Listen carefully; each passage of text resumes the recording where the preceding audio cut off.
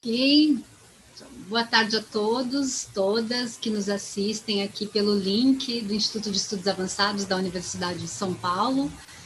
É um imenso prazer tê-los conosco neste início da tarde, né, para debater um tema extremamente relevante, fascinante, particularmente no contexto que vivemos, nesse contexto atual, marcado por essa sobreposição de crises e agora agravado por esse contexto da crise da pandemia de Covid-19.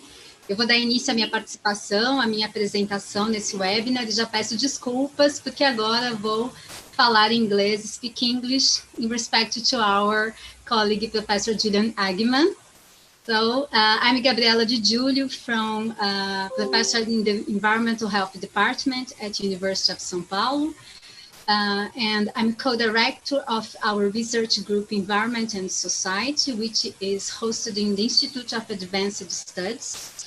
So please welcome to our webinar, Just Sustainabilities in Policy Planning and Practice.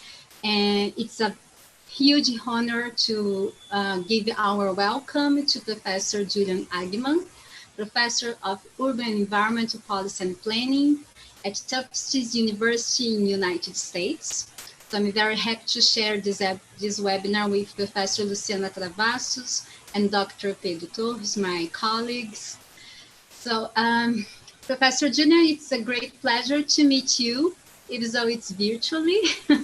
I really hope to have some opportunity to meet you in person.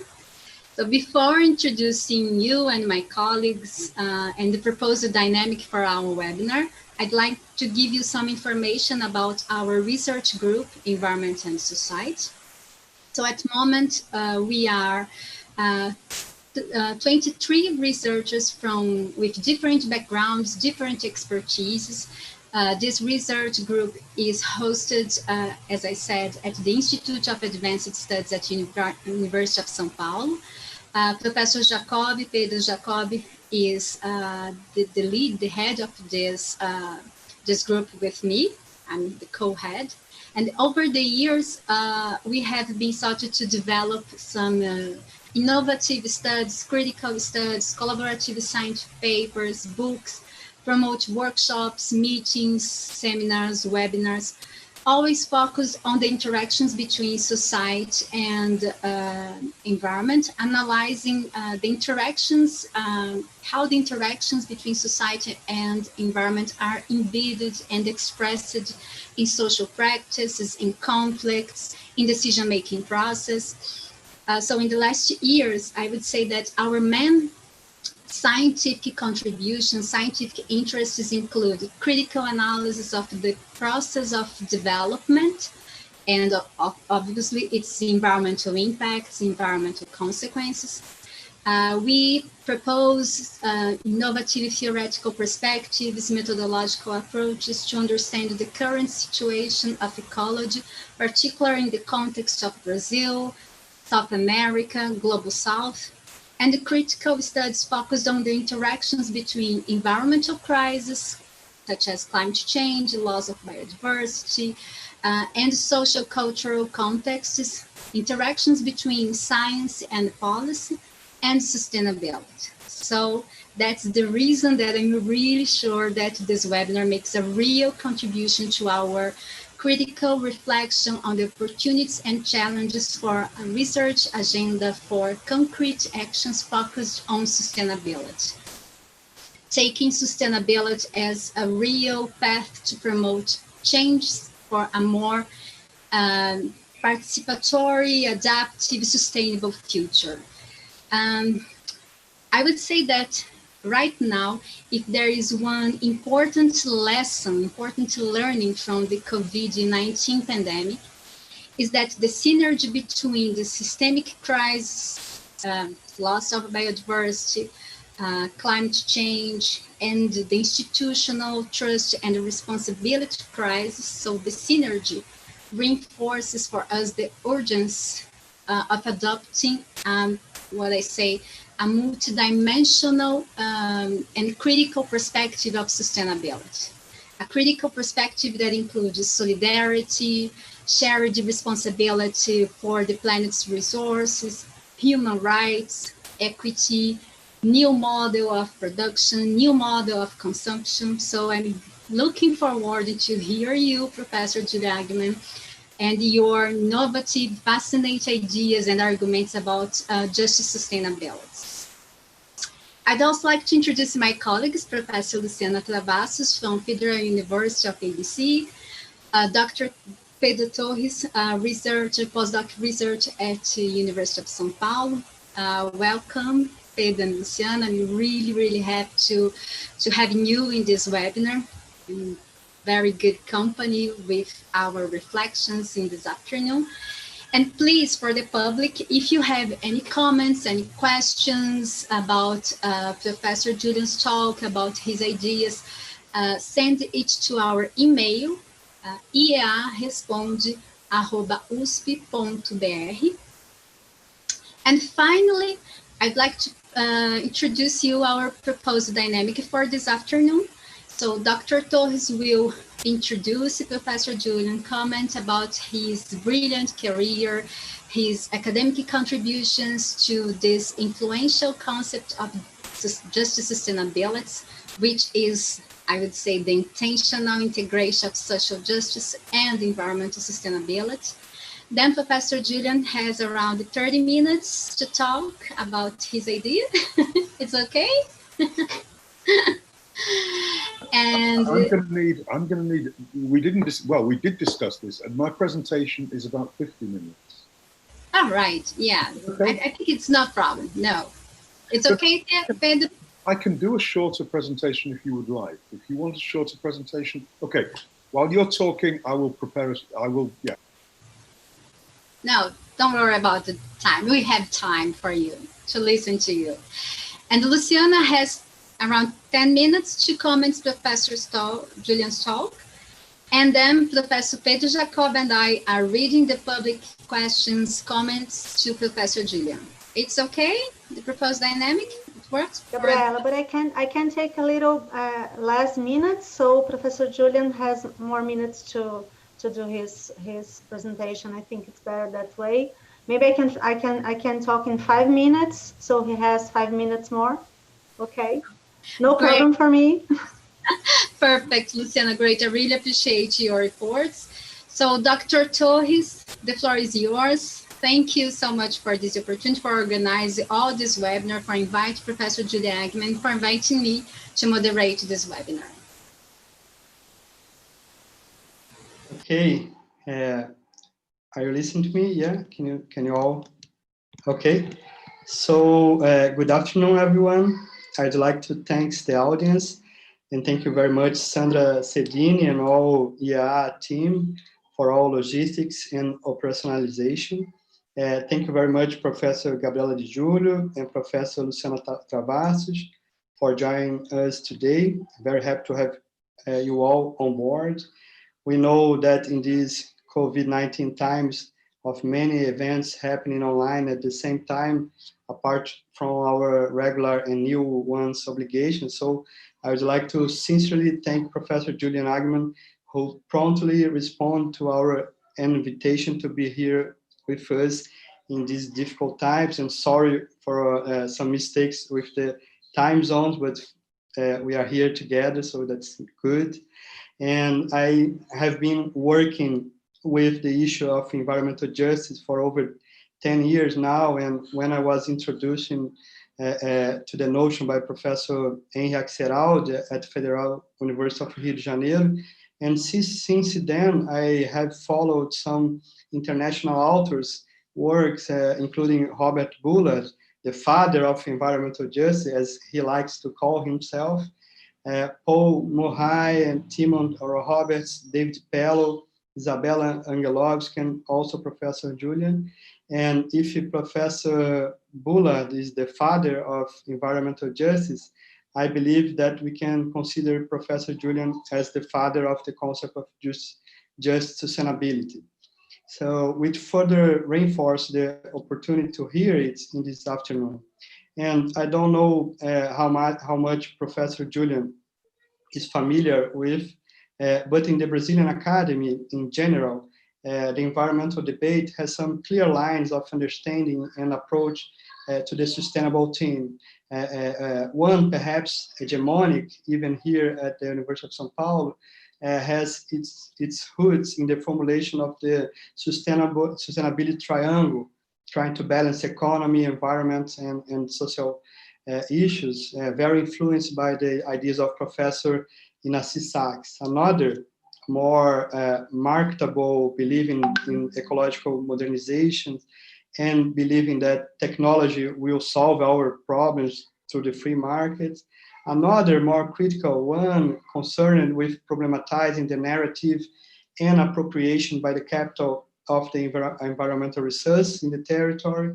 And I understand that Professor Julian's work dialogue with all these issues and approach, and I was always intrigued by the fact that in his proposal is not to throw away the concept of sustainability, to say it does not serve anymore, but on the other hand, on the contrary, to propose an alternative to what the professor considers as an equity deficit in its use, and the indication of paths and proposals through the praxis of planning to address these issues. In this sense, contemporary issues of space productions are on the agenda, such as climate justice, food justice, racial issue, and also how we could reimagine our urban planning praxis to be more inclusive, dismantling the legacy of racist planning with new forms of production in our cities, and how it has to do with sustainability too.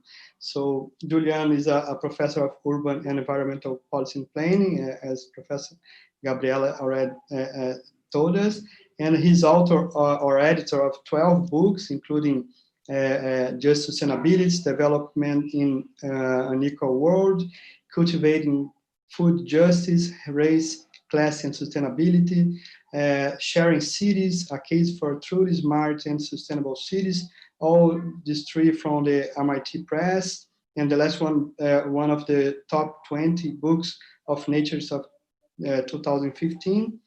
And I think that's it. The more important is to hear Professor lecture. Thank you very much again, and the floor is yours. Okay, well, thank you. And thank you, University of Sao Paulo, especially Pedro and your team for inviting me. This is my first presentation to an international audience for quite a while. Usually I travel to these places, and one day I will come, I'm hoping, to Sao Paulo. I've actually been to Belo Horizonte, and I use the city of Belo Horizonte in my my talk about food justice. I am superbly impressed with the food security system and the interaction between civil society, governance, and the private sector that has seemed to work since 1992. It seems remarkable to me, and it's one of the most durable examples, I think, of pro-social justice-based planning. And you know, I'm going to start this lecture with my final point. We don't get to social justice. We have to start with social justice.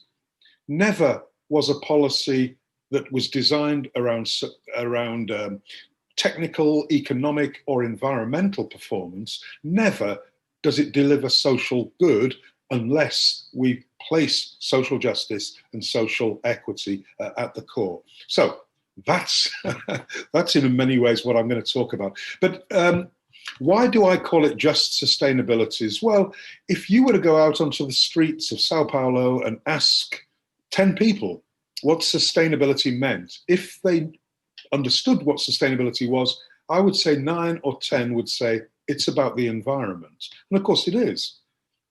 But Minneapolis is a very sustainable city. I'm going to talk about Minneapolis.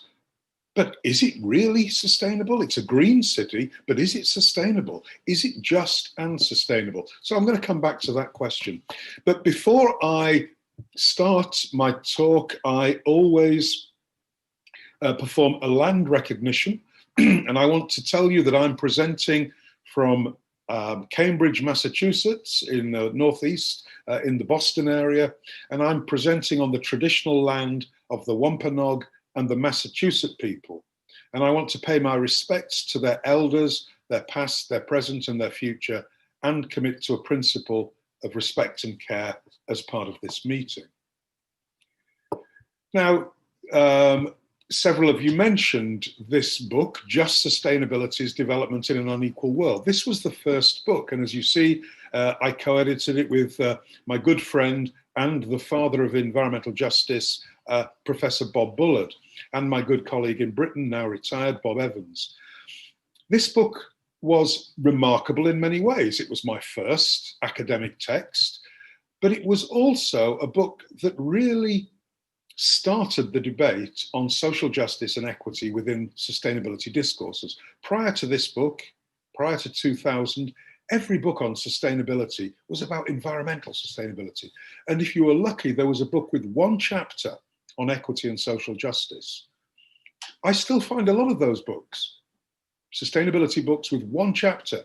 And you know what? People come and say, Julian, will you write the chapter on equity and social justice? And I say, no, I'm sorry. I write books on this, but not chapters in books. So what were we trying to do here? We were trying to show that unless there was a commitment to social justice and equity, we would not see truly sustainable societies. That we could see green societies, and there are many examples of green projects in cities. And if you look at the databases, the best practice databases on sustainability around the world, 70% of the material is on environmental, recycling, carbon reduction, climate adaptation. This is all good, but it's not sufficient. So this book focused explicitly on equity and justice, on the link between environmental quality and human equality. And I'm going to give you an example about this from your own country. And this happened in 1988 when Chico Mendes was killed in the Brazilian Amazon. I was in London. Friends of the Earth in London said, oh my God, green campaigner, rainforest campaigner killed. But you and I know that Chico Mendes was involved. He was a social justice worker, the Brazilian Rubber Tappers Union. He understood that the fate of the rainforest is intimately related to the fate of the workers and the people who lived in the rainforest. So he was working both for environmental quality and human equality. But in the global north, we are very reductionist in our thinking, and we think green campaigner. The same happened in the Niger Delta in Nigeria when Ken Saro-Wiwa was killed. In London, we'd said, oh, a green campaigner has been killed in the Niger Delta. But he was an environmental justice campaigner. So we do have examples, I think, many from the global south, where issues of equity and social justice are seen to be intimately related to issues of environmental quality. And I'll go further. I challenge the audience to think around the world, think of where environmental degradation is happening. It's always happening in relation to human rights and social justice abuses, whether it's in the Kamchatka Peninsula in Russia, whether it's in Alaska, whether it's in the Brazilian Amazon, whether it's in the Congo or the Niger Delta. Anywhere in the world, environmental degradation is destructive of human rights and social injustices. So we said that sustainability cannot simply be a green or environmental concern, important though these green aspects are. A truly sustainable society is one where wider questions of social needs and welfare and economic opportunity are integrally related to the limits imposed by supporting ecosystems. And one book that I would strongly recommend you read if you haven't read it, it's called The Spirit Level: Why Equality is Better for Everyone. And it's by two British researchers, Richard Wilkinson and Kate Pickett. And what they did was gather 40 years of quantitative data, comparable data from around the world. And the headline is, it's not poverty, it's inequality that literally is killing us. It is inequality. And what they found was that countries with the bigger gap between rich and poor had more social problems: prison incarceration, teen pregnancies, drug abuse, domestic violence. Every single social malaise, parameter was linked to greater inequality. They also found something very interesting. They found that countries with the biggest inequality had huge advertising revenues. Product advertisers love inequality. Inequality sells because the poor are trying to buy themselves into the middle class into the upper middle class. We are on an escalator of consumption.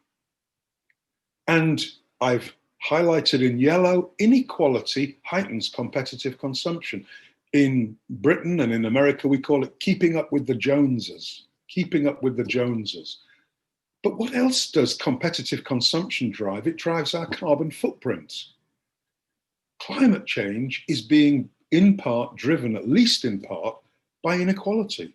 If we had a more equal world, we would not have this competitive consumption that is driving our carbon footprints. Let that sink in. How often do you hear the climate change campaigners talking about inequality? Most of them are talking about the need for sustainable transportation, sustainable agriculture, green buildings. Yeah, good. But the driver, a major driver, is inequality. So if we really want to understand sustainability, I think we need to think about human equality and environmental quality together, not separately. So the definition then of just sustainability is, as Gabriela said, the need to ensure a better quality of life for all, now and into the future, in a just and equitable manner, while living within the limits of supporting ecosystems. And there are 4 conditions. We must commit to improving people's quality of life and well-being. We must meet the needs of both present and future generations. Most sustainability definitions talk about future generations. We need social justice now. Present generation. We need justice and equity in terms of recognition, process, procedure, and outcome. Now, I want to stop at the word recognition. This has become increasingly important. You'll find authors like David Schlossberg in Australia. You'll find the late Iris Marion Young's work was about this. This idea of recognition. How do we do justice to people if we do not recognize their right to exist? And the best example I can give you at the moment in the United States and around the world is Black Lives Matter. And you can see I'm in a drone at the moment hovering above Black Lives Matter Plaza in Washington, DC. I'm not really in a drone, Gabriela, don't worry, I'm safe. I'm in my office in Cambridge. But the point I'm making here, Black Lives Matter, Me Too, the cries for indigenous recognition, this is a precursor to justice. If we don't recognize the rights to exist of these groups, then how do we ever have reconciliation or any form of restorative justice? All of these things must be done within ecosystem limits. So please don't think of just sustainabilities as being devoid of the science of the environment. My background, I'm a biogeographer, I'm a scientist. I know this stuff, but I'm more lately in my degrees, I'm a social scientist. I understand the umbilical link between us and this one planet that we have. There is no planet B. Now, I want to give you 2 thoughts that are really making me think, well, 3 thoughts on urban planning as it relates to just sustainabilities. One of the best definitions of urban planning I have come across is it's about managing our coexistence as humans in shared space. Coexistence and sharing space. You can see why I'm interested in the notion of sharing cities. And this notion of coexistence and sharing space speaks, whether we're talking about environmental, transport, housing, or other conflicts, but we've got to be careful. We share space with people who are increasingly different to us. Our cities are becoming increasingly diverse and different. 2 Australian geographers talk of cities of difference, spaces where we are in the presence of otherness. And we have to find ways as urban planners of managing our coexistence in shared space, and not just managing, but celebrating our coexistence in shared space. The second thought that I want to give you before I start to give you some of my case studies is, what is the relationship between belonging and becoming in the city? As urban planners, as sustainability people, we're all about what cities can become. They can become smart, resilient, healthy, sustainable. And that's great. As urban planners, we've always been about vision, about where can we go. But in the process, I think we're forgetting that we are denying belonging to increasing numbers of people. And you can see this in your cities in Brazil, in our cities in the northern, global north, gentrification, moving homeless people out, the xenophobia against immigrants. All of these things are denial of belonging. So as urban planners, I think we need to balance our desire for what cities can become with who gets to belong, because ultimately what our cities can become will be a product of who is allowed to belong in those cities. And finally, we often talk in the global north about human-scaled planning, and that's great, human-scale planning. The Congress for New Urbanism, all of this new urbanist thinking talks about let's make cities human-scale. But I want to put the letter E on human, humane-scaled. We need humane cities as well as human-scaled cities. And I think Just Sustainabilities helps us think through these dialectics together. So I'm going to give you 3 examples. One I call spatial justice. How do we allocate rights to places and spaces in urban areas? Second, I'm going to come back to this theme of Minneapolis. How does one of the most green, liberal cities in the US end up as the center of our current introspection on structural racism? How does a green city become the most racist city? And then I'm going to talk a little bit about food, and I'm hoping that this isn't going to be too much of a relational notion, but what I want to talk about is what is local food in an intercultural society?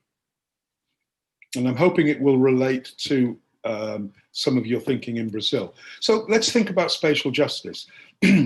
Fortunately, we do not have many cities in the world like Jerusalem or Nicosia or the former Belfast, where there was a wall that separated different groups. But in the US, we have cities where there is a freeway, and I'm sure you do in Brazil, a river, a rail track, and on one side they live, and on the other side you live.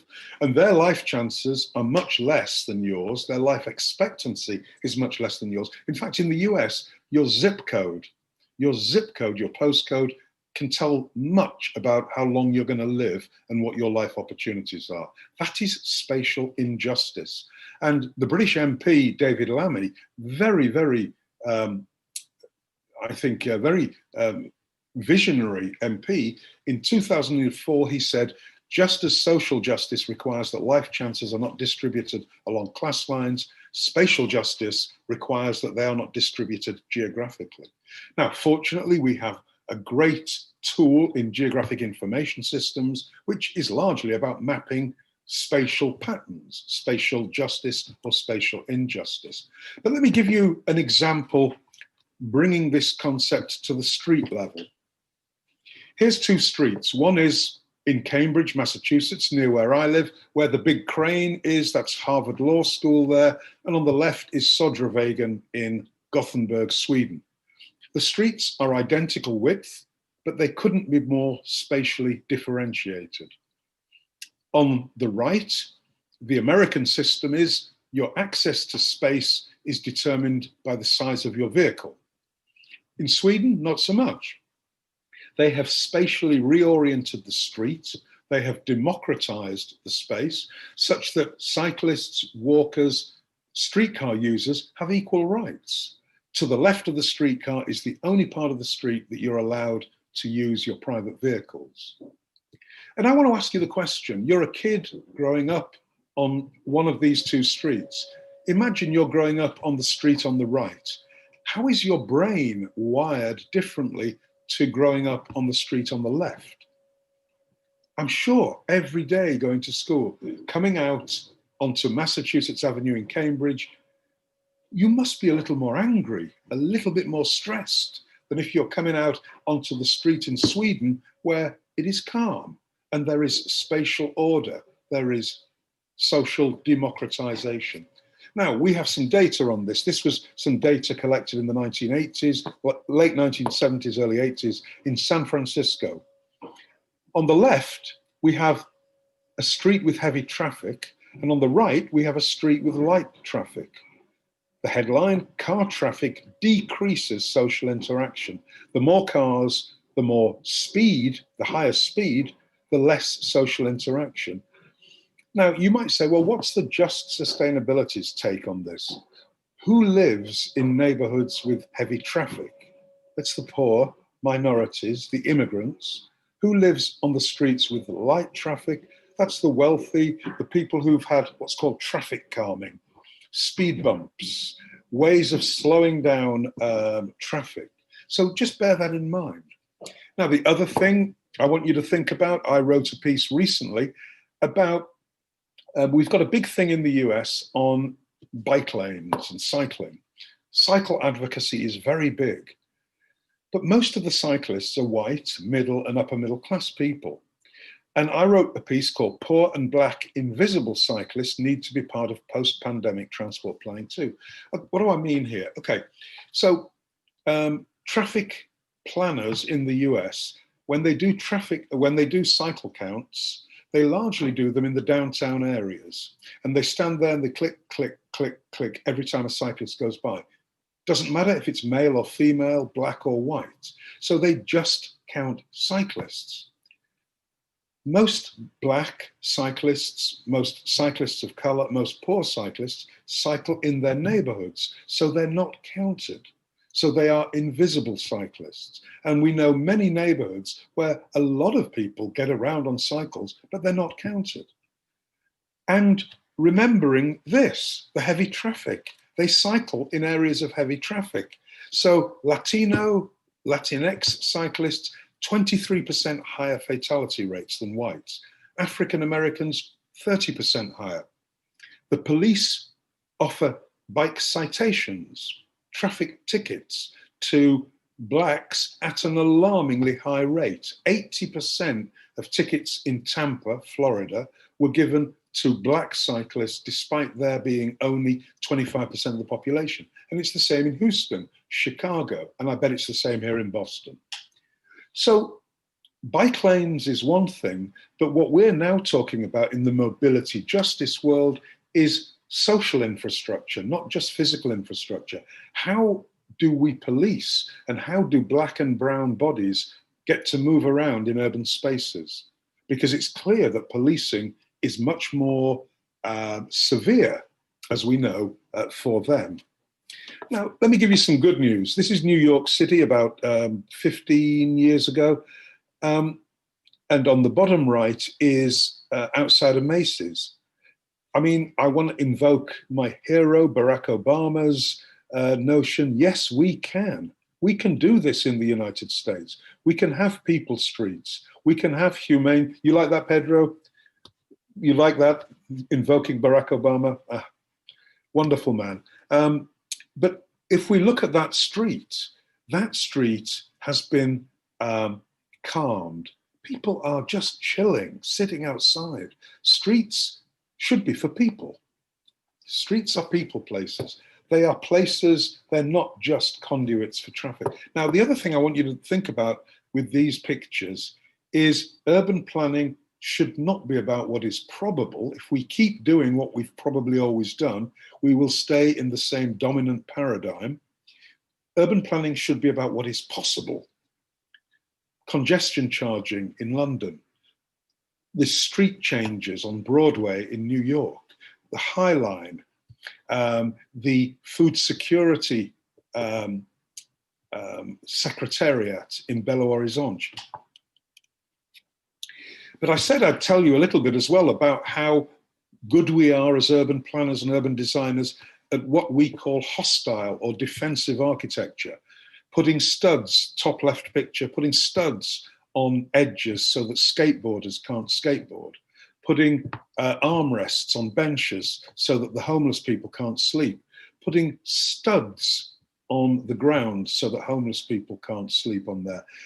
Building buildings where in most cities in the US and in the UK, you need to put a certain amount of affordable housing units in these big buildings. So we then put doors at the front where the rich can get into their elevators and go straight up to the penthouse suites, and round the back are what they call the poor doors, where the poor people come in, and so they're not mixing with the rich people.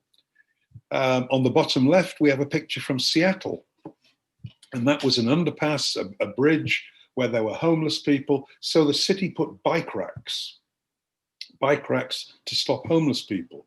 This is all defensive architecture. Now, the good news from Seattle was that the biking community said, look, we've got a problem with homelessness. We know that. We need policy solutions, not defensive architecture. We don't want you using our sustainability infrastructure to deter homeless people. Good news is the bike racks have now gone. One very interesting idea about increasing spatial justice, increasing social mixing, increasing what's called contact theory. Some of you might have known about this. Contact theory says the more contact we have with people who are different to us, the more likely we are to be tolerant and even celebrating difference and diversity. And so the cosmopolitan canopy concept says most of the time we walk down the street and we're trying to avoid eye contact with anybody. But there are places in cities, and often these are food spaces, where we sit down and we are civil. We let down our guard.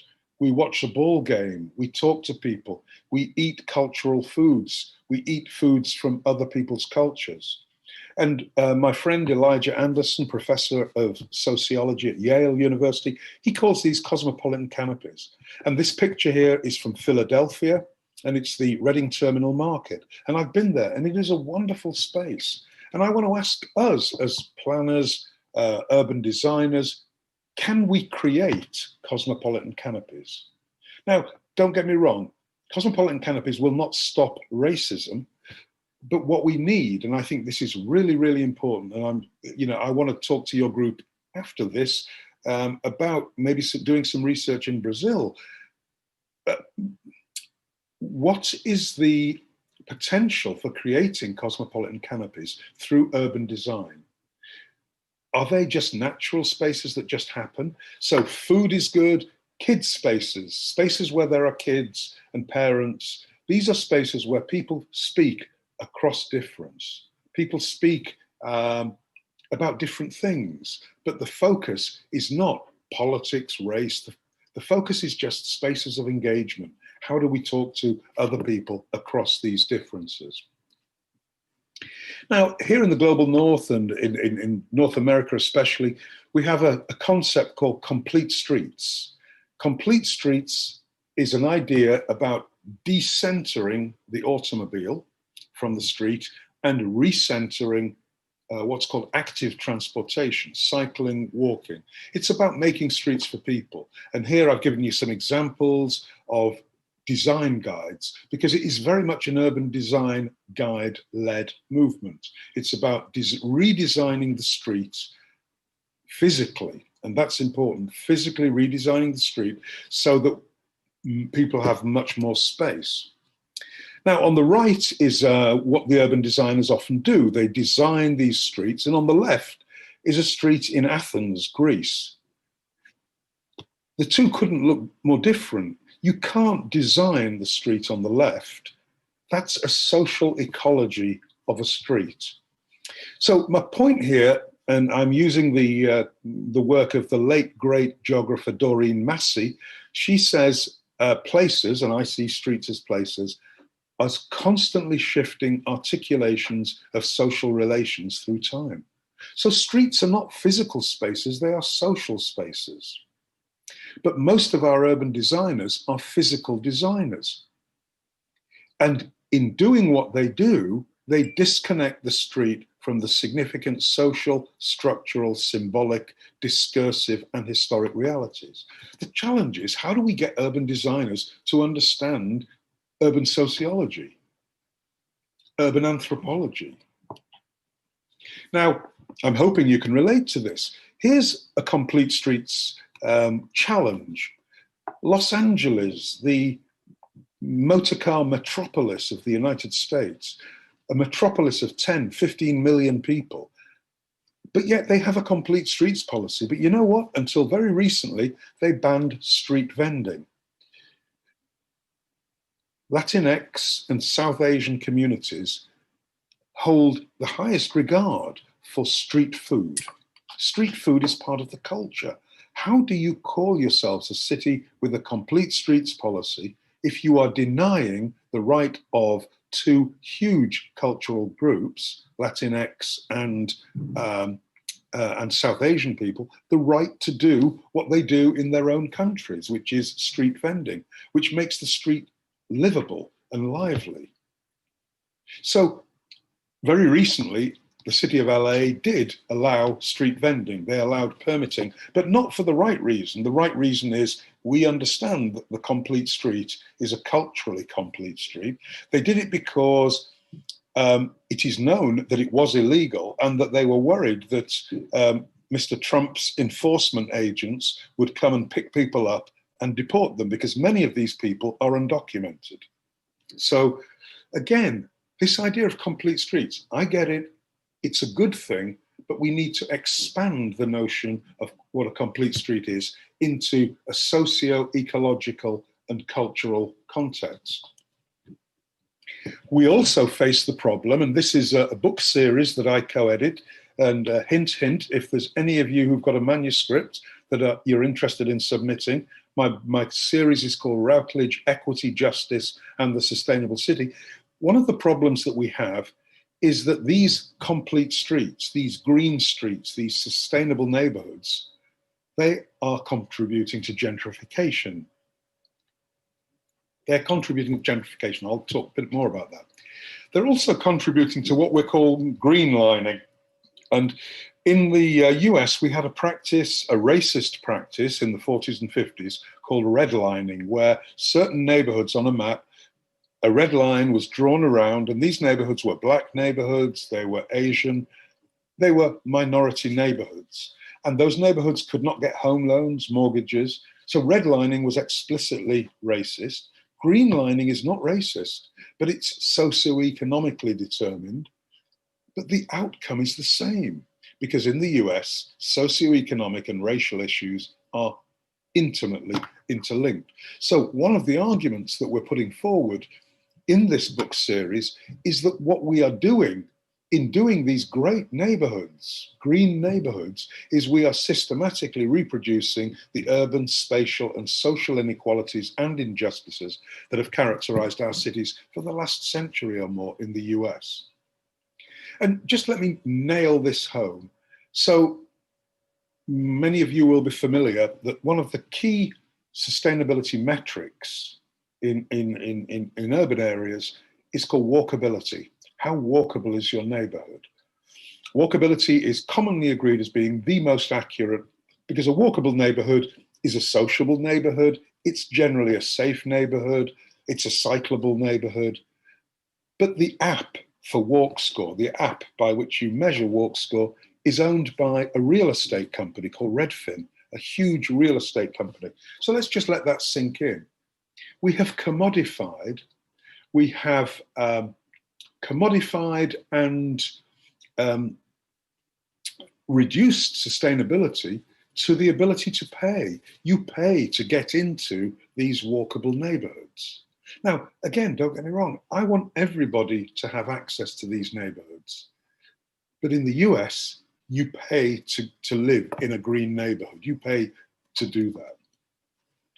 Now, similarly, when we think about another big urban space, the park, we can think in very similar terms.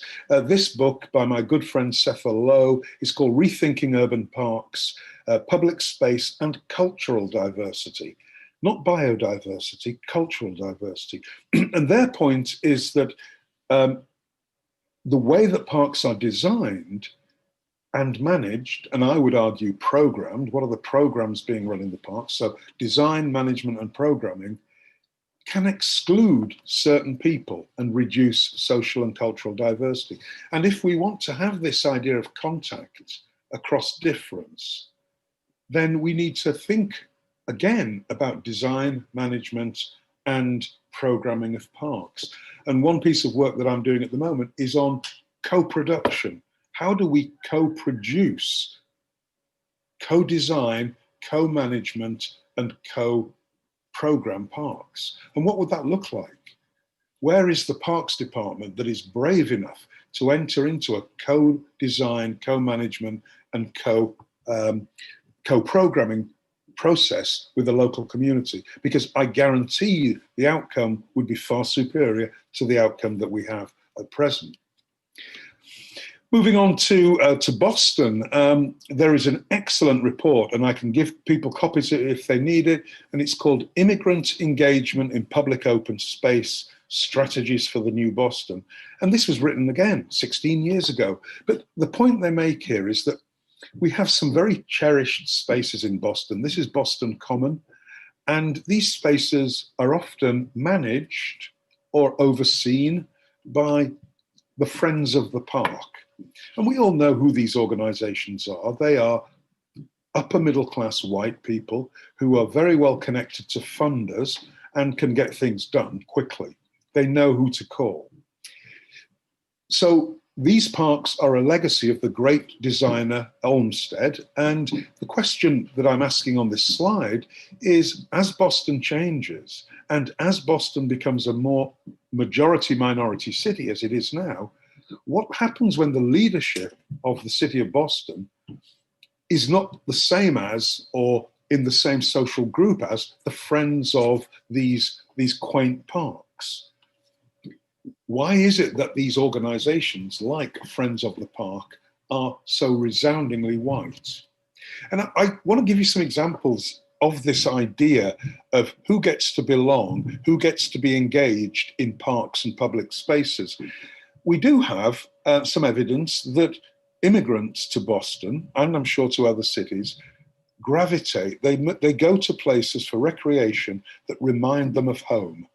And a Guatemalan American said, I think one of the reasons that that place is so popular with us Latinos is because of the willows. Willows in Guatemala are very common. They grow beside rivers. People like Herta Park because it looks like home. This idea of landscape links, finding out where the communities in your city, where they're from, what are their charismatic species, like willows for Guatemalans, and then thinking about how can we link landscapes of home with landscapes of here, landscapes of home with landscapes of here. In Copenhagen, in Denmark, they tried a different approach about engagement and belonging. They tried to design in encounter. So using urban design to design spaces of encounter. And this is an amazing park. And I urge you to do some research on this. It's called Superkilen Park in a very heavily immigrant district called Nørrebro in Copenhagen. And as we know, Copenhagen's the big miracle city. Since the 1960s, they've been doing a lot of spatial justice type projects. And the park is a linear park with a cycle path going through it. And what they did was they engaged local communities and asked them, what do you want to see in this park? And people said, I want to see artifacts from my home country, from Brazil, from Mexico, from Ghana, from Russia, from Spain. And so you can walk around this amazing park and you can see Islamic and Christian and Catholic and all kinds of different meanings ascribed to the public space. But I think we need to go deeper. We need to go deeper. And my friends at the University of Sheffield in England, the Department of Landscape, have a transnational urban outdoors research group that have been doing amazing work on what they and I are calling deep ethnographies. Too often in urban planning, we just go for demographics. What's the demographics of the neighborhood? What's the percentage of each of the minority groups? Well, we need to drill down and understand not just percentages, but cultures, proclivities, daily social practices, all of the things that I know that you're interested in your research group. They produced a pack called Refugees Welcome in Parks. Some of their research said, you know, parks can be healing spaces for refugees in Europe. They published an article in the journal that I'm an editor of, Local Environment, the International Journal of Justice and Sustainability. The article is called Ethnographic Understandings of Ethnically Diverse Neighbourhoods to Inform Urban Design Practice. How do we inform urban designers about this need for deep ethnographies? Well, the information is here. And I would also like to see cities embracing the idea of co-produced ethnographies. How about the city planning, design, architecture departments working with communities to co-produce and co-update information on the community? So I want to now move to my second case, which is Minneapolis. Like I said, it's a green city. It's got the best park system in the US, 10 years on the run. It's one of the best cities for exercising in the US. It's got some of the most beautiful bike commuting tracks. It's a miracle, it's affordable, it's wealthy. That's if you're white. If you're black, it's not so good. It's got the worst racial inequality in the nation. The income gap between black and white is the second highest in the nation after Milwaukee. The wealth gap or home ownership gap, because home ownership is seen as a way to build wealth, is the highest in the nation. What's called the achievement or opportunity gap in schools is the highest in the nation for African Americans and Native Americans. So why is this? Why is this green city such a problem in terms of race? Excuse me. Here's a quote from a historian who's running this project called Mapping Prejudice. And she says, all that civic rhetoric about Minneapolis being a model metropolis at the cutting edge of urban planning, great urban planning, obscures darker truths about the city. And she said, look, in the 18th century, Minneapolis had a small but very integrated African-American population. But then in the early 1900s, racialized covenants started to happen. Covenants are like agreements that you sign when you rent or buy a house. And these agreements said, this house shall only be rented or bought by people of the Caucasian race, no Oriental, Mongoloid, Negroid, I mean, horrifically racist language. And these existed till the 1960s. And unofficially, they still exist today. So there was that. And then, until 1917, when the Supreme Court in the US struck it down, there was explicitly racial zoning.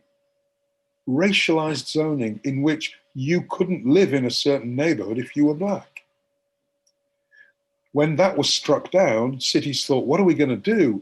And so they brought in what's called single family or exclusionary zoning. Single family zoning is a bit like complete streets. It's not racist, but you've got to be able to afford to live in that neighborhood. So you are being exclusionary because you know that low income and minorities can't afford to live in that neighborhood. And then on top of that, you had redlining, which, as I explained, was the literally drawing of a red line on a map. And if you were inside the red line, you couldn't get a home loan or a mortgage. Only one country in the world has done it better than the US, and that was apartheid South Africa, with its pass laws, etc. The US has done a great job. And sometimes I sit and think, you know, was this an overall project, or were these single acts of racism, or was it a much more structured racism even back in those days? And I have to come to the conclusion that it was a layering of disadvantage and racism that has amounted to racial segregation then and now. Now, as I mentioned, this is a progressive city, a very progressive city with a very progressive Democrat mayor and city council. And they get it. The director of long-range planning says there's a direct link between those practices in the late 19th and early 20th century and today's modern zoning plans. Part of the impetus for our change is to try and undo those impacts. So the city recognizes that it is doing it. I put it another way: urban planning is the spatial toolkit for articulating, implementing, and maintaining white supremacy, and we can do something about it. So what is the city doing about it? Well, it has a plan called Minneapolis 2040, and the first thing that they did was to abandon single-family zoning, which was 70% of the land space of the city. So they're allowing more buildings on single-family land, duplexes, triplexes. They're including inclusionary zoning, which means that new apartment buildings have to have 10% or more of units of low to moderate income. And goal number one of the plan is to see all communities fully thrive, regardless of race, ethnicity, gender, country of origin, religion, or zip code, having eliminated deep-rooted disparities in wealth, opportunity, housing, safety, and health. So the city is trying to do something. Another city in a similar position is Portland, Oregon. Super green, sustainable city. People are moving to Portland because it's green. But beneath the surface is this insidious, structural, institutional racism. And the city, similarly, is a progressive, Democrat city, and they're trying to do something about it. So my final example is looking at food justice, and this is my one of my most popular books, Cultivating Food Justice, Race, Class, and Sustainability. I want to start with this question: what are local foods in an intercultural society? We've got a very active, very powerful alternative food movement in the US, and they're very prescriptive about what local food is. Oh, it's food that should be grown, it's ecologically, it should be grown ecologically here in Massachusetts or in Maryland or wherever. But I want to give you some examples that challenge this dominant narrative. So here's two farmers, George and Julia Bowling. They're tobacco farmers in Maryland, and for the last 20 years, the state of Maryland has been offering grants to get people out of tobacco farming for obvious reasons. So George and Julia, being good American entrepreneurs, have been thinking, okay, what do we do? What's our next cash crop? And they looked across the border into Washington, D.C., and they said, there's an African community of 110,000 people, many of whom are diplomats, lawyers, surgeons, and they want to eat locally grown African food. So they contacted members of the African community, they contacted the state of Maryland's, the University of Maryland Extension Service, and the Extension Service helped them find out what will grow, what African foods the African community wants, and what will grow in the Maryland climate. And so now the signboard to the Bowling farm says African produce. They're doing great business. What are local foods in an intercultural society when the Africans want to eat locally grown African food? Similarly, in San Diego, in California, the Filipinos, very big Filipino community, when asked by a young PhD researcher, what do you consider local food? They said, well, it's what we eat in our restaurants, it's what we grow in our yards, that's local food. Now, for the geographers out there, you will agree with me. There is no such thing as local. There isn't a signboard that says, okay, you are leaving local and you are going national or regional. There isn't. Local is whatever we agree it is. But clearly, these immigrants think of local as a cultural issue rather than a physical geographic issue. And I want to invoke here the concept of translocal identities. What's happening here, what is happening with the Guatemalan who like to sit by the willows in Boston, is translocal identity formation. Plain and simple. Immigrants bring with them their own local. And who are we to say, given the relational notion of what local is, who are we to say that's not local? I want to see more reflexivity, more understanding, more sympathy and empathy with different ways of seeing the local. In Vancouver, Canada, 20% of the farmers are Chinese Canadians, 20% in the Greater Vancouver region. And these farmers, they grow a whole range of crops that the white farmers don't grow.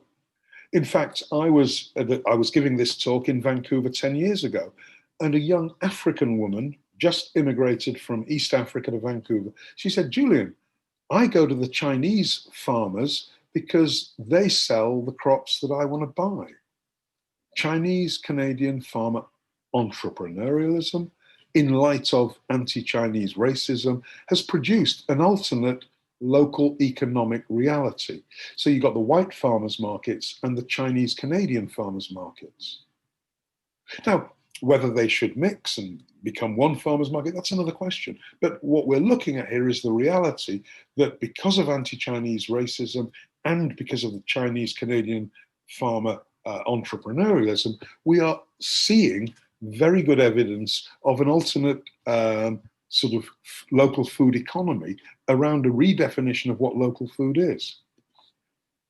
Similarly, until very recently, we had a fabulous example of Latino, Latinx placemaking, South Central Farm in LA. It was the biggest urban farm in the United States, but it was bulldozed about 15 years ago. And these two women, Zapotec women from Oaxaca in Mexico, they said, we planted this place because it's a little space like home. We use the same plants that we had back in our garden in Oaxaca. We can eat like we ate at home, and this makes us feel like a part of who we are. It allows us to keep a part of who we are after coming to the United States. Autotopography, the inscription of one's culture and identity and community on the land surface. So you can see the garden here is not just culturally appropriate foods, it's grown identically to the way that they grew it in Oaxaca. The willows in Boston, the Africans in DC, these people, the Chinese Canadians, the Filipinos, the Oaxacans, all of them are expressing an umbilical link with a distant elsewhere, but are bringing it into the present, their present. And again, it's a belonging becoming tension. It's a belonging becoming tension. And, you know, final example I want to give you here is this link of 50 farms across the United States that are working with people from East Europe, refugees from Eastern Europe, North and East Africa, Southern Asia. These are the new agriculturalists in the United States, and they are farming. My own university, Tufts University, has a farm called New Entry Farms, where they work with a lot of people from different cultures on what will grow in the United States. So I've told you here some alternative stories, I think, of immigrants and agriculture. These are the stories, the narratives that you don't hear. And if you're really interested in this kind of stuff, my latest book through MIT Press, edited, incidentally, with one of my students. I do work with brilliant master's students. In fact, Sydney, my co-editor, was an undergraduate in my class. She's now doing a PhD in anthropology of food at Brown University. But this book really carries on this story about how immigration and food and immigration policy, both at the macro and micro level, are absolutely fundamental to the new American story. So in summary, we need to think about managing our coexistence in shared space. We need to think about belonging and becoming. We need to foster engagement and belonging using deep ethnographies, co-produce deep ethnographies. We need to engage in intercultural, culturally competent planning and policy making. We need to practice humane scaled and humane and human-scaled urban planning and design. And again, coming back to my very first point, social justice never simply happens in planning processes and outcomes. It must be intentional, implicit, and front and center in our work. Thank you.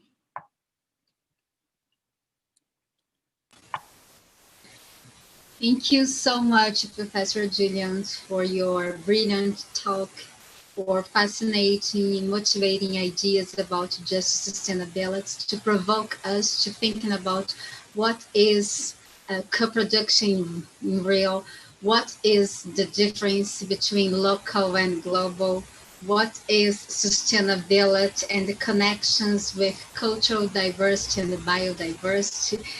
Wow, many thanks for your brilliant talk. So I'll give him the word now for Professor Luciana Travassos for her comments about your talk. And again, for the audience, if you have any questions, comments for Professor Julian, please send it to our email, ia responde@usp.br. And I am collecting questions and reading this and comments to Professor Julian. Thank you so much again. Professor Luciana.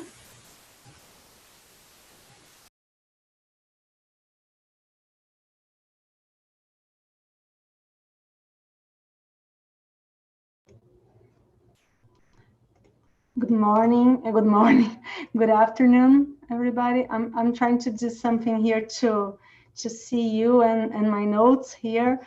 Well, but I'm having a little difficulty in that. Let me see how do I do that. I'm trying to push it. No. Okay, I can't. Sorry. Well, first I'd like to thank you very much for the invitation to the debate, and thank you, Professor Julian. Thank you very much for your speech. It was a pleasure to hear you and to have you here to this debate.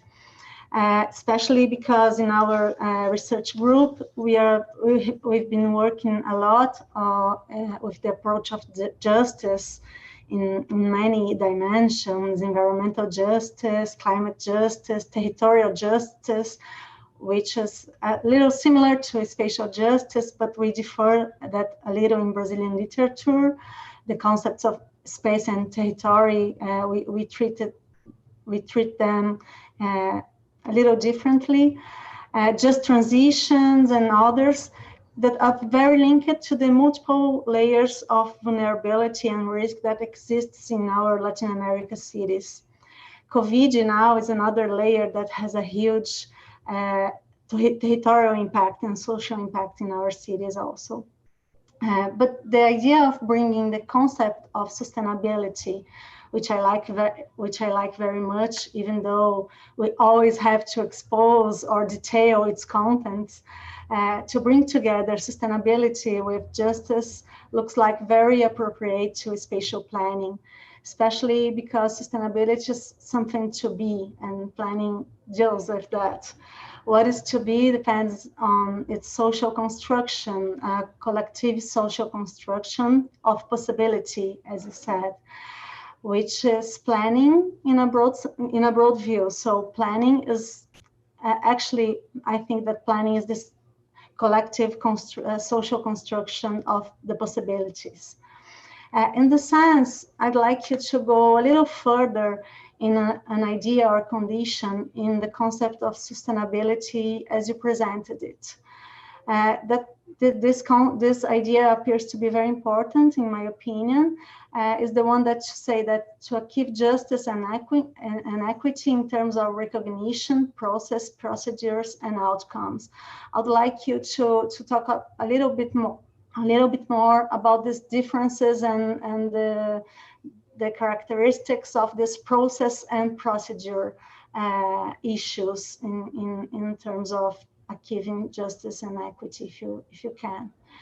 I believe that we are talking about a form of planning. When we talk about these conditions, we are talking about a form of planning that takes into account that each stage of the planning, has to be built together with the community, aiming at the demands of its place and conditions of life, as well as its culture. But I'd like you to explain in more details each one of these dimensions of equity and justice. I think you talked a lot about recognition. It's very clear, and outcomes are almost very clear too. But this process and procedure, I'm very curious about them. So if you could go a little further, I would appreciate very much.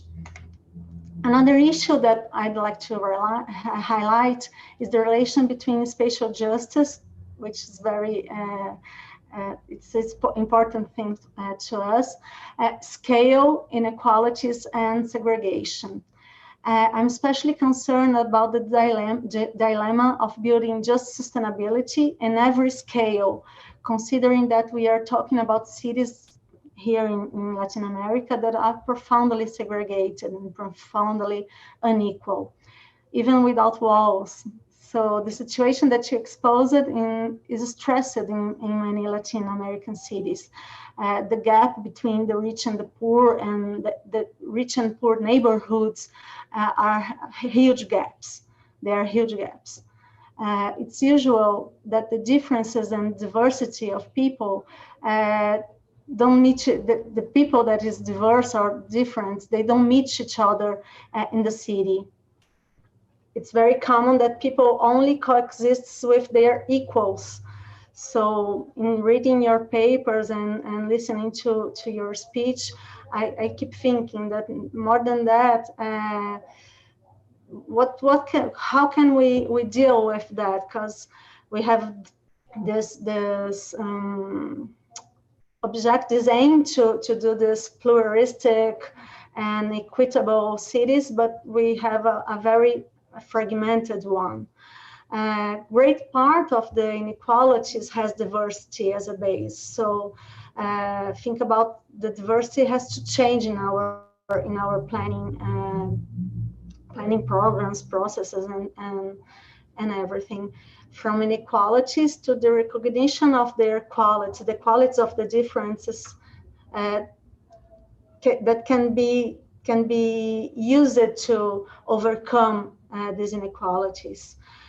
In this way, to achieve a pluralistic public space and, as you said, a collective familiar landscapes, as I saw in some of your papers, needs at the first to democratize access to infrastructured land and cultural, social equipments and services. I don't know if you're seeing my cats.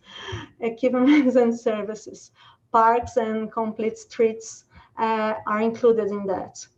But I think it's very difficult to cross this gap between rich and poor and between rich and poor neighborhoods. So I was thinking about how can we promote this pluralistic view if we are talking, we say that people are very stuck in their neighborhoods.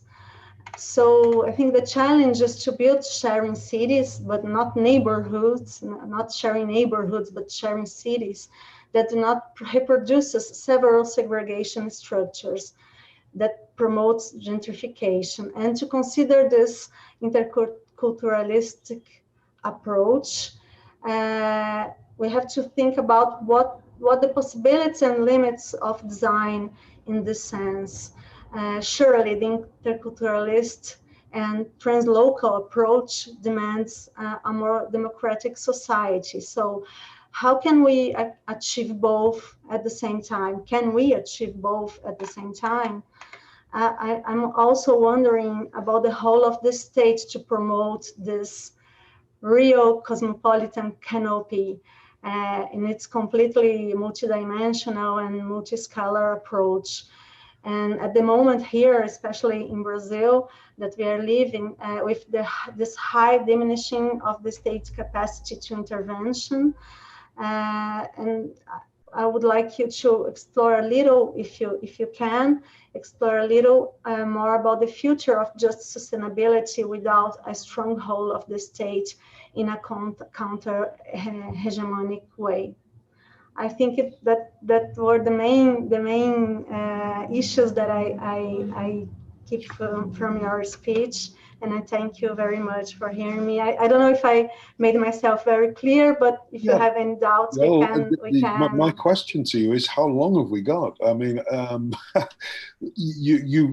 I mean, your questions are fabulous. I can offer you answers, but I'm just thinking about time. You want some other people to ask questions as well. How long do we have? No, we have time. I don't know. Julian. Yeah, we have time. Please. Okay. Feel free to speak, to respond to Luciana, and I'm collecting some questions that are coming. Okay, yeah. So, well, where to start?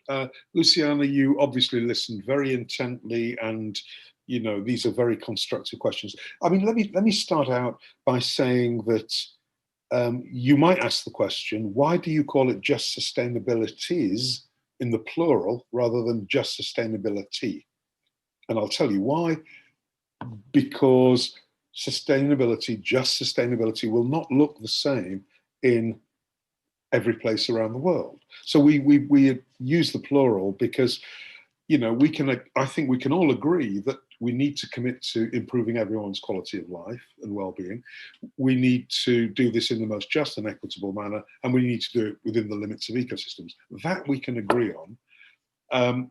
But it is a culturally bound and relational concept. So, you know, what sustainability might look like, just sustainabilities might look like at different scales in Brazil will be very different, I think, to the US and Boston, say. Process and procedure. I mean, when I talk about procedural justice, I'm usually talking about, well, I am talking about the, the legal and regulatory opportunities for people to become involved, whereas in processes, I'm more talking about, you know, non-profit groups or more informal ways that people can become involved in sustainability. And, you know, part of the reason why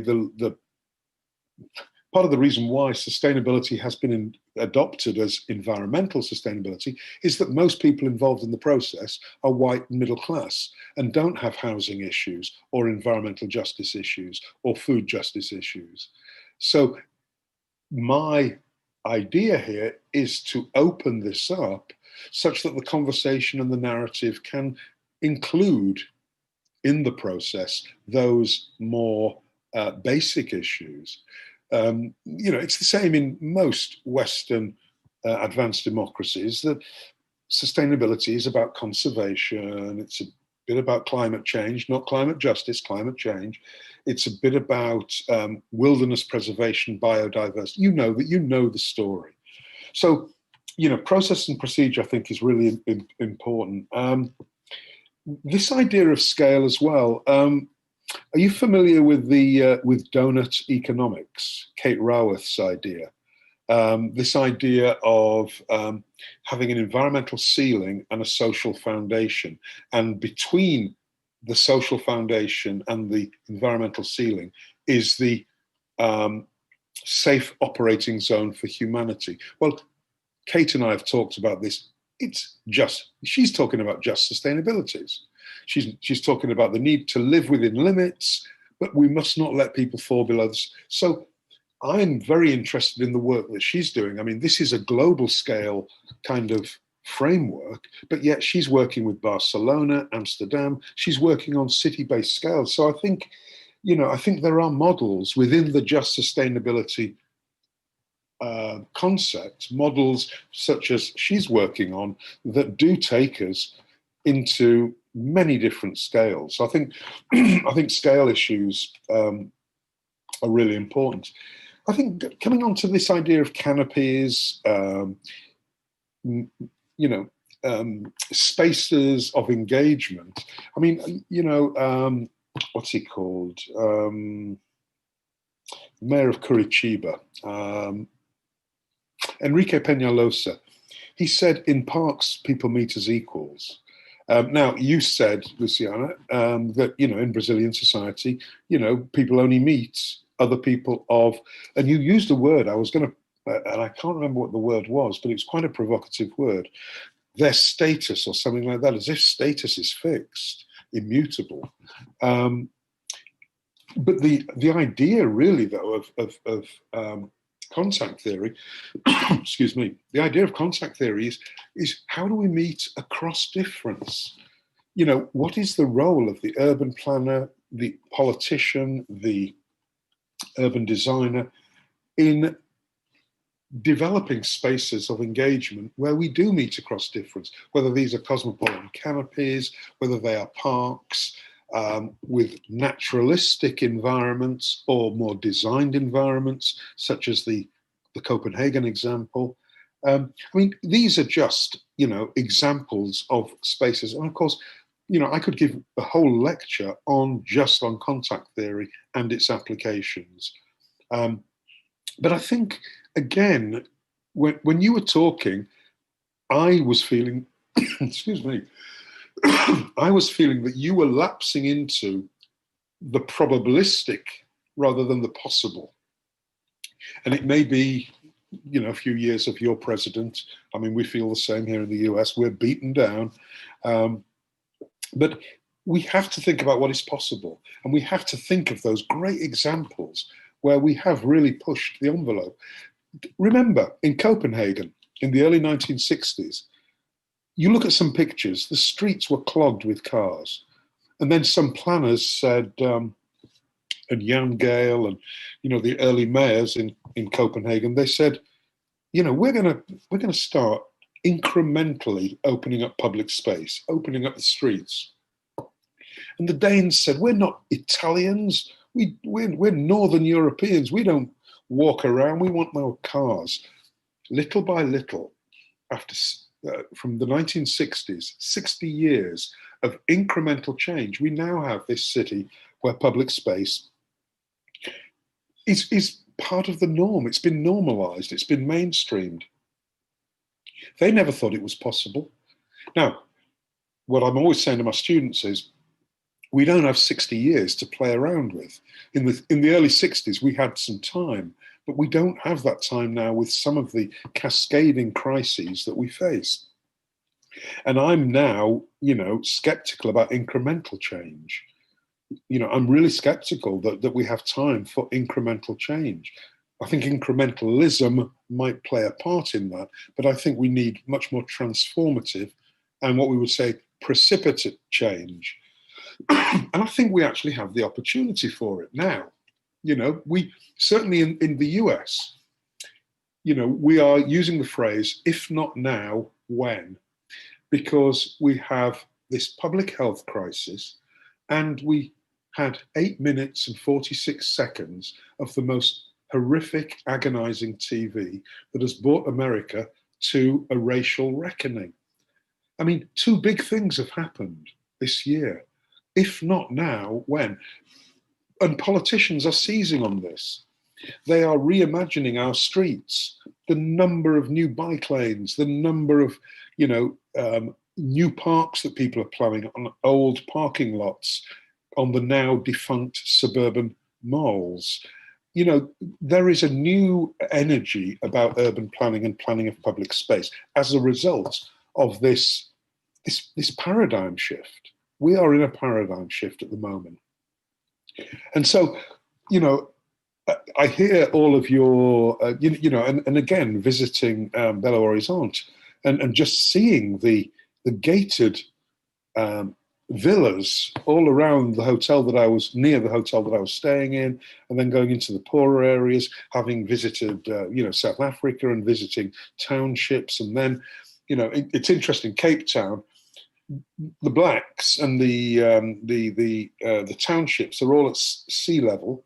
And then as you go up the hill towards the Table Mountain, the higher you go, the whiter it gets. The white folks all live in this beautiful temperate zone up above the sea level. all our cities are spatially segregated in many ways. The rich door, poor door is spatial segregation. I mean, the first thing is recognition of these inequities and then doing something about it. And comes to my final point here. I am so excited at the moment because we are about to have a mayoral election in Boston, and usually Boston mayors are white men. And we're going to have, I think, our first woman of color as mayor of Boston. She's Asian American, Michelle Wu. I'm an advisor to her on her food justice agenda. Get this, a food justice, not a food action plan. This is not a nice little food action plan like I see in most cities. My students and I have done an analysis. Her plan is closer to Belo Horizonte than it is to Seattle. They're not talking about fixing the prices of certain foods, but she's talking about worker rights. She's talking about, anyway, I could go on. And she's also talking about cutting the fares on the subway for kids under 16, etc., etc., etc. There's so many things that she's looking to do. So I want to leave you this point: leaders of vision. Our current mayor, he juggles between the needs of the unions, the property developers, and the rich white folks who tell him what to do. This mayor wants to abolish the current planning system for Boston and have a more community-centered one. Yes, we can, Pedro, yes, we can, but we've got to have the leadership and the civil society actors. Can you give me, while you think about that and gather some questions, my wife is just about to leave for the weekend because I thought I would be able to see her, but because of the time change, Pedro, I need to just go and say bye. So give me 2 minutes. Okay, good.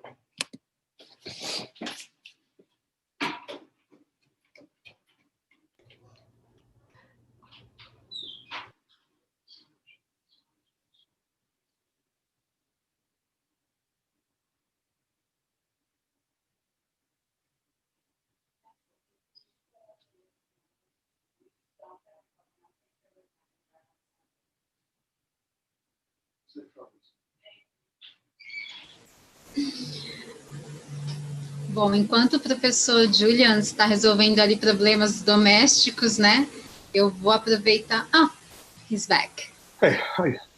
Oh, Professor, you're back. Great. So we have 4 questions from the audience. My idea is say the 4 questions, and it's up to you how you choose to respond them. It's okay for you? Yes. Yes. So the first question is, how open are the politicians, the decision makers in general, for these innovative, creative, fascinating ideas of just sustainability? The second question is... Now, is that in the US? Or that's in the US, is it? Yes, consider your context, of course, yes, because we can thinking about here in Brazil, and I'm really sorry, I apologize about this noise. Yeah. Yeah, that's the things to home office. And the second question, Professor Julian, is how to break this urban planning dominant paradigm. From our point of view, the architecture is very defensive. The urban planning is very defensive. That's the word that you use, the defensive architecture. So, including Brazilian cities. So how could we create humane cities? The third question is, how can we build a socially just society in a context of constant political setbacks in the context of international relations? So if you're thinking about social environmental advances like deforestation, fighting against hunger in developing countries, are destroyed by external influence through coups sponsored by large nations. So how to fight with this powerful influence in emergency scenario? And the last question is, just a minute. All right.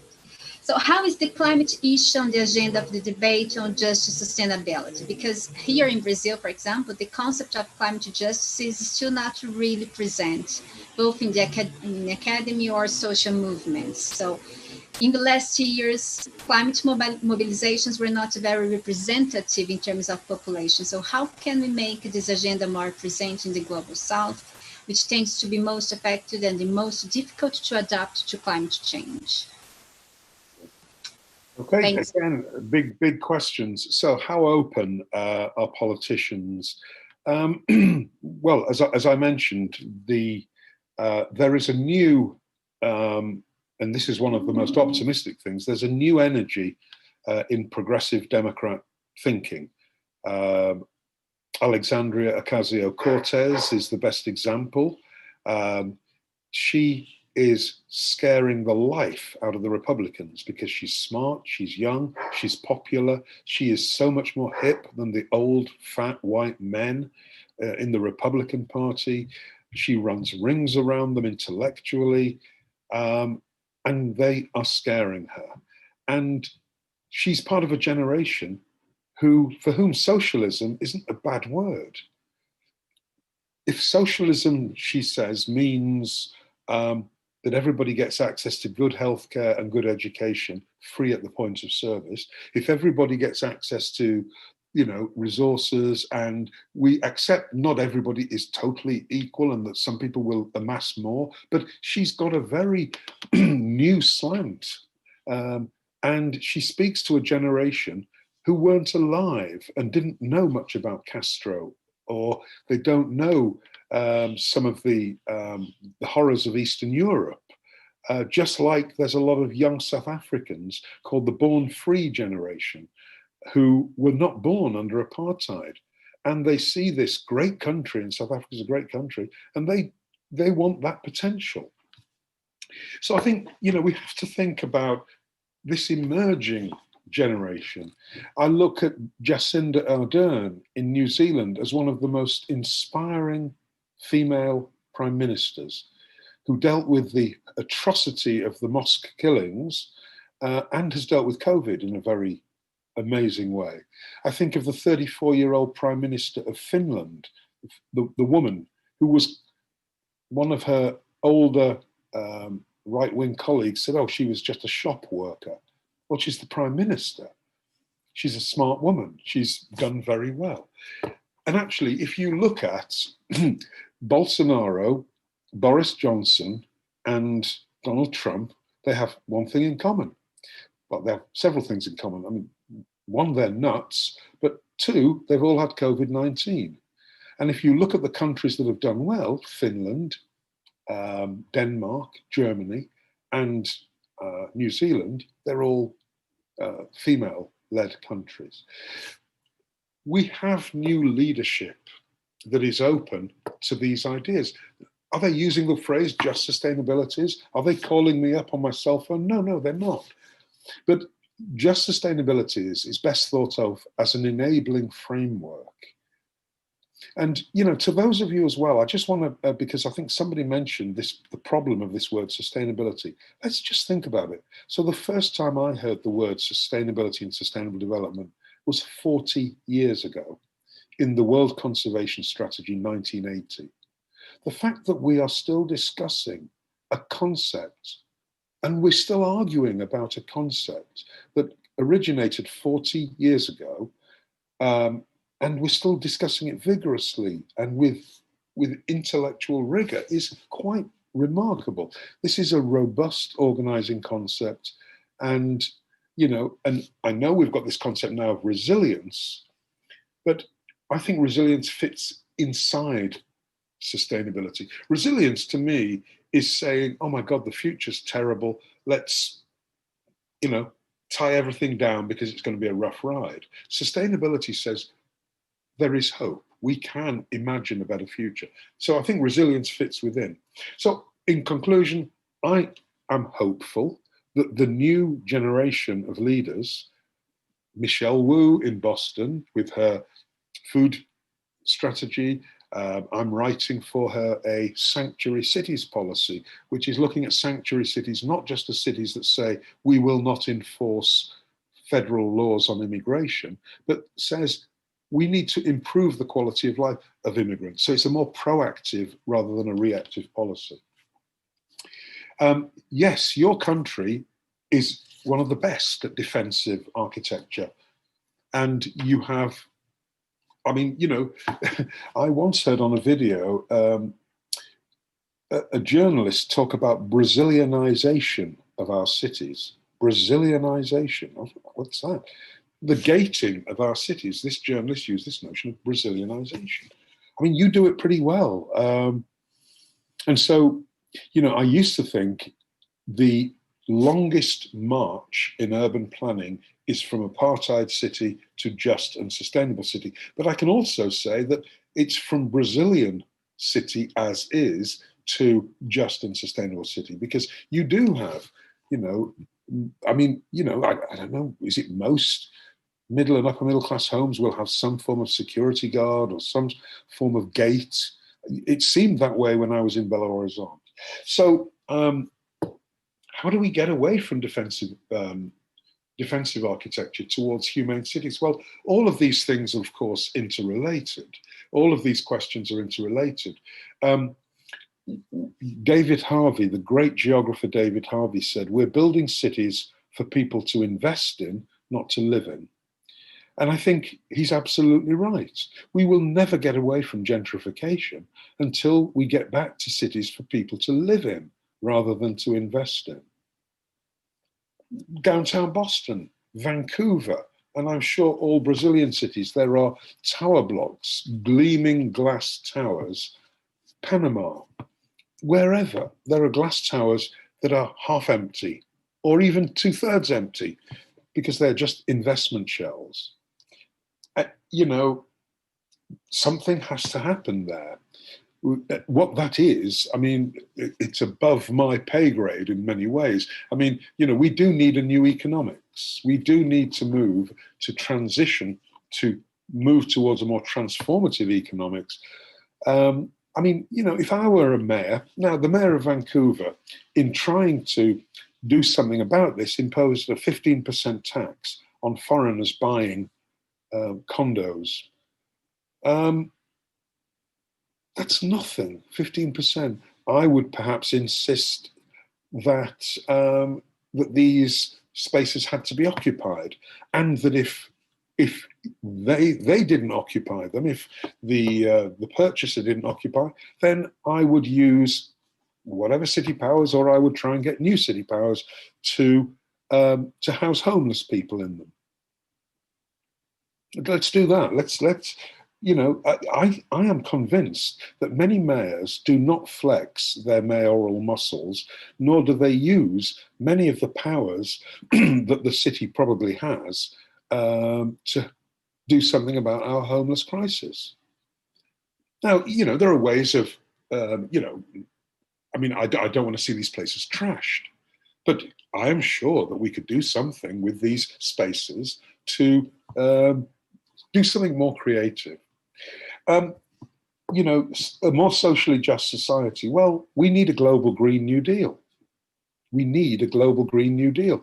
And interestingly, the mayoral candidate for Boston, Michelle Wu, has a Green New Deal for Boston as well. I mean, this is, you know, this is real. These are ambitious, young, intelligent policymakers and politicians who, I mean, you know, yes, they are progressive Democrats, but what this reminds me, this moment, it reminds me of the German Green Party in the 1980s. The late 1980s, the German Green Party held the balance of power in Germany. They were very, very powerful. This was acid rain time, and Germany was hit very badly by acid rain. It was called Waldsterben in Germany. And the Germans have a passion for forests. So it was like one of their cultural environmental icons was being destroyed. So the German Green Party was enjoying unprecedented success. These were the days in the 80s of Margaret Thatcher in Britain.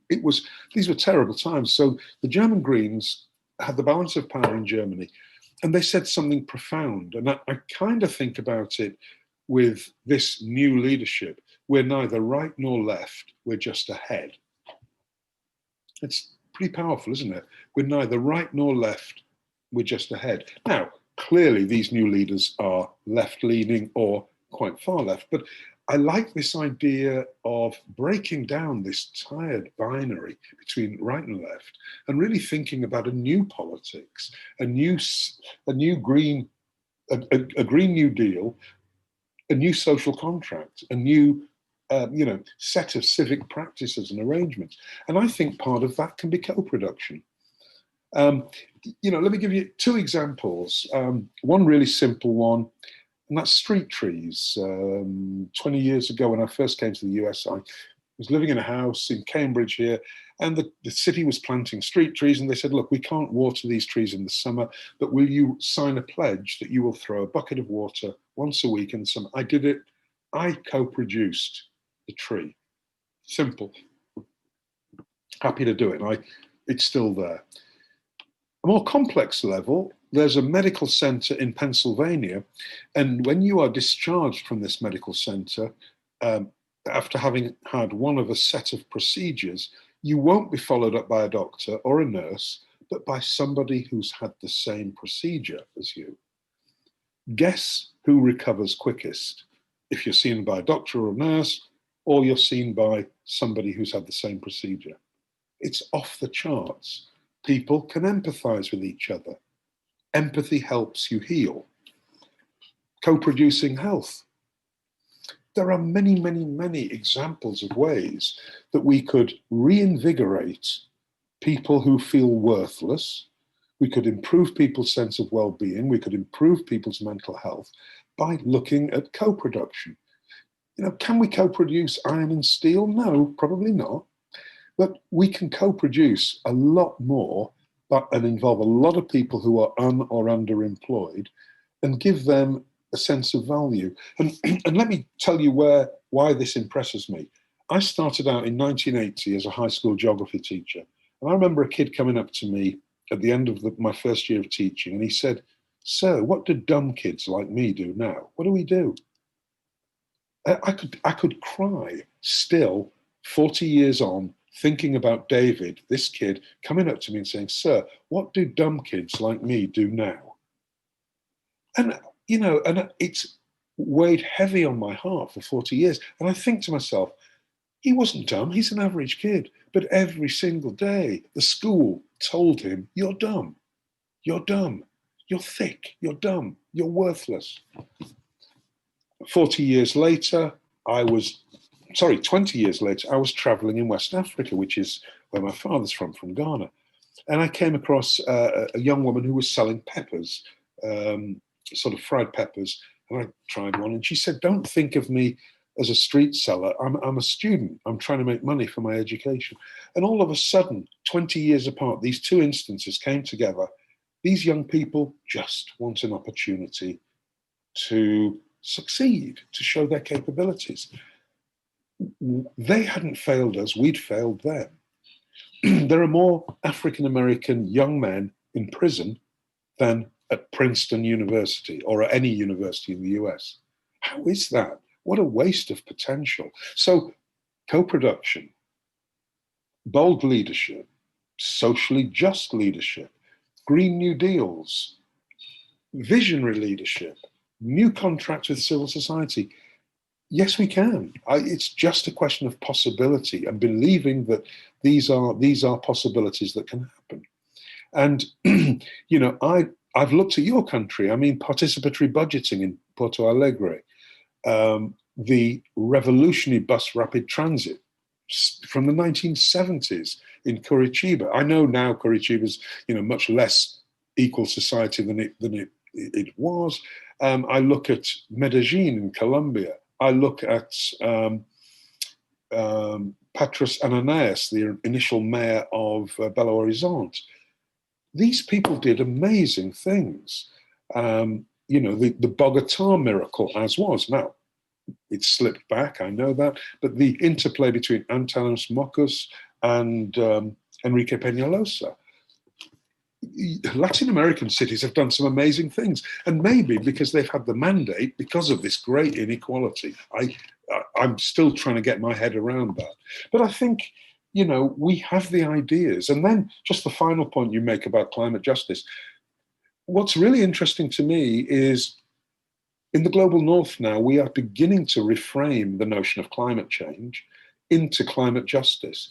And it has brought a new constituency, the unions, African Americans, people from more diverse backgrounds, because it's taken away from the technical and scientific and economic imperative towards justice, towards, hey, why is it that your community in Boston gets flooded each time we have a big storm and not their community? And look what you look like and who are they and what's the average income in your neighborhood?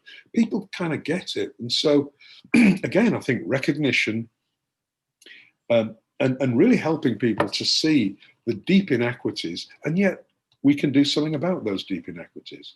So that's a very long way around, I think, those 4 questions. We need politicians with vision. I think there is, and we need the policy window. And, I go back to what I said, if not now in the US, certainly when. I mean, we really have, I think, the grounds for change. So, yeah, and I see there's more questions. Professor Julian, unfortunately, our time is up. So thank you so much for your brilliant talk, for inspiring us, for your enthusiastic and provocative reflections, for pushing us to be more positive, to be more confident about the possibilities that we can explore for both present and future generations. So I'm really, really happy to hear you. It's a great pleasure. And I really hope to meet you in person very soon. Oh, yeah, Boston's a great place to visit. We've got a lot of good universities here, other than Tufts. So, yeah, please, I mean, it would be great. And it would be great to continue talking to your research group because, I mean, similarly, I'm very enthusiastic, but I'm located in a place. I mean, you think about Cambridge, Massachusetts, there's 100,000 people, and we have MIT and Harvard, 2 of the world's top 5 universities. This place is brimming with ideas and possibility. And now we have a mayor, potentially, who is reflective of my ideas. I mean, this is exactly what I came into this for. And so I was going to say, I appreciate the dose of realism, Luciana, Gabriela, Pedro. I appreciate the realism because, yes, I'm optimistic. I absolutely believe we can make changes and we can make them quickly. And let me leave you with one thought as well. My take is on the Belo Horizonte food policy, which the Milan Urban Food Policy Pact, which is a global pact of cities, it says that Belo Horizonte is right at the top there. It started under the Socialist Worker Party in 1992. It's been changed. It's been changed a bit here and there, but it's very popular. It's popular with people. They like it. And so right, left swings in the administration, nobody has picked it apart. They've changed it. They've underfunded bits, but the basis of the price support, the people's restaurants, food with dignity, social justice, the Brazilian right to food, and one brilliant piece in your right to food constitution or your right to food ordinances is try to never eat alone. I like that. You guys have got the basis of a lot of change. You just got to get rid of the president. Okay. That's so true. And Professor Julian, you are more than welcome to come to Brazil again, to visit us, to visit our University of São Paulo, to spend time with us. We will be happy with this opportunity. Well, in the meantime, let's continue talking. Sure. And many thanks, Luciana, for your comments, for shedding light on the perspective of the Brazilian cities, thinking about Professor Julian's talk, and trying to give some ideas to thinking about our process of urbanization, our social inequalities, our challenges for now and for future. And thanks so much for Pedro Torres to organizing all this webinar. It's fantastic afternoon. So Luciana would like to say something? Yeah, no, just to thank you very much for the invitation, Gabriela and Pedro and Professor Julian. I'm surely going to Boston because I'm crazy to know Emerald Lake necklace. I love Olmsted. Right. And you're very welcome to meet our food system, because it's very nice too here in São Paulo metropolitan area. I'm particularly interested in that. Yeah. And I hope we keep exchanging ideas. Absolutely. Well, thank you very Pedro, much. thank you for making the link, and yeah, have a great weekend.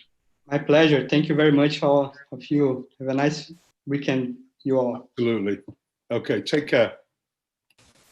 Take care. Thank you. Bye-bye.